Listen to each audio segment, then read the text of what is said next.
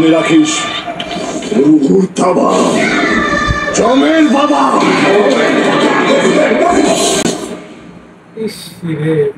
বনের বাঘ রাস্তার কুকুরের হাতে মরে না, যে মারতে যায় তাকে চিড়ে দেয়। আসসালামু আলাইকুম বন্ধুরা, আজকে আমি যে ভিডিওটা রিয়াকশন দেবো সেটা হলো রঘু ডাকাত অফিসিয়াল ট্রেলার। হ্যাঁ, এই রঘু ডাকাত ট্রেলারের জন্য কিন্তু আমরা অনেকদিন ধরে অপেক্ষা করতেছি যে কবে এটা ট্রেলার বের হবে। এই মুভিটা নিয়ে যে এত বেশি হাইপ, লাস্ট কবে যে বাংলা সিনেমা নিয়ে এত বেশি হাইপ ছিল, বিশেষ করে ইন্ডিয়ান বাংলা সিনেমার কথা যদি আমরা বলি, তাহলে আমার মনে পড়ে না যে লাস্ট কোন মুভিটার জন্য এত বেশি পরিমাণে হাইপ ছিল। আমার যতটুকু মনে পড়ে খাদান মুভির জন্য এতটা হাইপ ছিল, কিন্তু আমার মনে হয় খাদানের থেকে বেশি হাইপ এই রঘু ডাকাত মুভিটাকে নিয়ে। আপনার কি মনে হয়? রঘু ডাকাতে যে টিজারটা বেরিয়েছিল, টিজারটা কিন্তু একদম ধামাকাদার ছিল, মানে দুর্দান্ত লেভেলের টিজার হয়েছিল। ওইটা দেখে বোঝা গেছিল যে কি লেভেলের মুভি আনতে চাইতেছে দেব এবার। সো আমি তো অনেক বেশি এক্সাইটেড আছি এই ট্রেলারটা দেখার জন্য। চলেন আগে ট্রেলারটা দেখে আসি, দেখা যাক ট্রেলারটা কেমন হয়। এই ট্রেলারটা দেখার পর তারপর আমরা এই মুভিটাকে নিয়ে আরো আলোচনা করব। Let's start.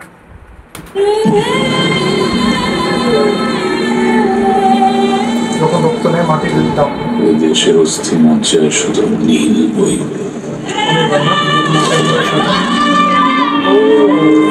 কি অবস্থা!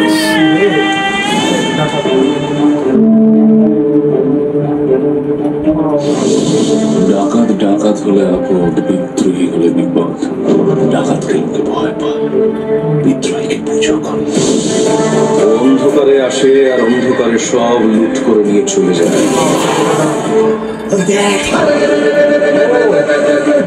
তোর চল এসেছে।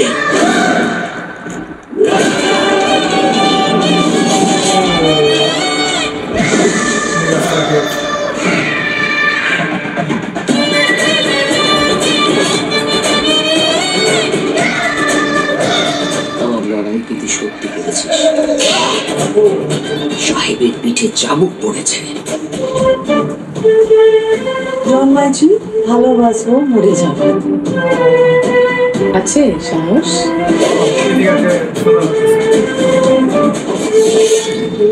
বিশ্বাস বড় বিষম বস্তু বিমরাজ, দুদিকেই কাটে, রুহুকেও কাটে।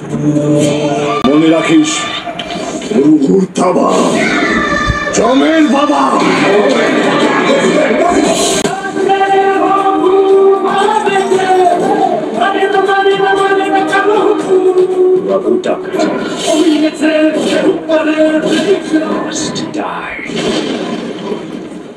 এই মিলের জন্য, টাকার জন্য দেশের মানুষের রক্ত মেখেছিস,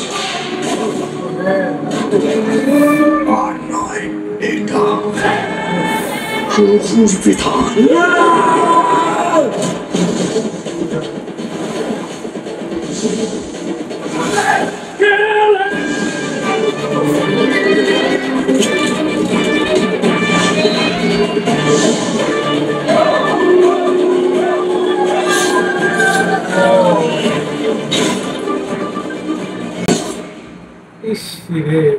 বনের বাঘ রাস্তার কুকুরের হাতে মরে না, যে মারতে যায় তাকে চিড়ে দেয়। কি অবস্থা!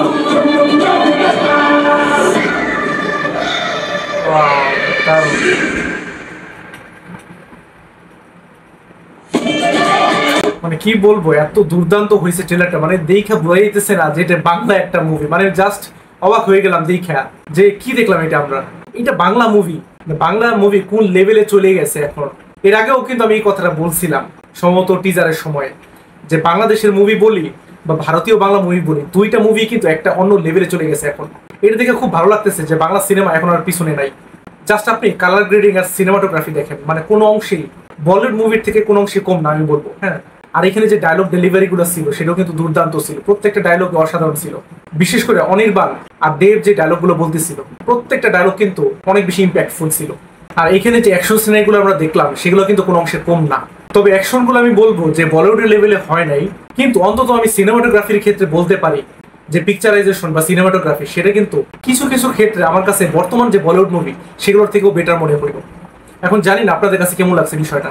আর এখানে যে ক্যারেক্টারগুলো দেখালো প্রত্যেকটা ক্যারেক্টারই কিন্তু দুর্দান্ত আমার কাছে অন্তত মনে হইলো। কারণ এখানে যে সোহিনীর ক্যারেক্টারটা দেখাইলো বা ইদিকা পলের যে ক্যারেক্টারটা দেখাইলো সেই ক্যারেক্টারগুলো কিন্তু অনেক বেশি স্ট্রং হবে বোঝা যেতেছে। তবে আমি কিন্তু সব থেকে বেশি এক্সাইটেড আছি দেব আর অনির্বাণের যে লড়াইটা সেটা দেখার জন্য। সেটা কিন্তু আসলে দুর্দান্ত হবে এবং আমরা যে এদের যে টাসেলটা বা এদের যে লড়াইটা সেটা দেখে যে অনেক মজা পাবো সেটা কিন্তু জাস্ট এই ট্রেলারটা দেখে বোঝা যেতেছে। অনির্বাণ যেমন দুর্দান্ত লেভেলের একজন অ্যাক্টর, আর দেবও কিন্তু নিজেকে প্রমাণ করে ছাড়ছে যে দেব যে এখন কোন লেভেলে চলে গেছে। আগে কিন্তু আমরা দেবকে অ্যাক্টিং এর জন্য খুব বেশি উপরের কাতারে রাখতাম না, জাস্ট কমার্শিয়াল হিরো হিসেবেই জানতাম।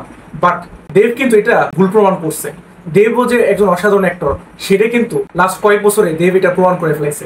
সো আমার মনে হয় অনির্বাণ আর দেবের যে পারফরমেন্স সেটা কিন্তু আসলে দেখার মতো হবে। আমি কিন্তু আসলেই দারুণ এক্সাইটেড এই মুভিটা দেখার জন্য।